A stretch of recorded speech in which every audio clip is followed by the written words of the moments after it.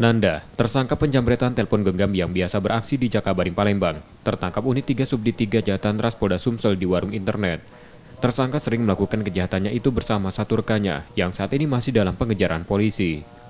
Para tersangka sengaja berkeliling menggunakan sepeda motor di Jakabaring untuk mencari korbannya.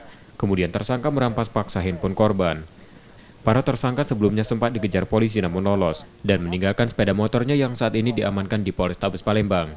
Pada polisi, tersangka mengaku hasil kejahatan yang diperoleh digunakan untuk judi online. Yang mana si tersangka menjamret HP dari korban di atas motor, dan pada saat melaksanakan penjamretan dia saling tarik-menarik dengan korban sehingga korban dan tersangka jatuh di jalan. Modusnya sendiri dengan mengambil HP dari korban.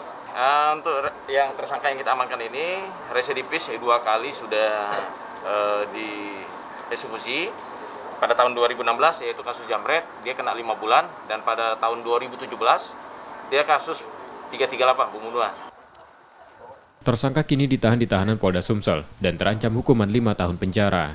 Rizky Oktora, Muklas Diferensial, Kompas TV, Palembang, Sumatera Selatan.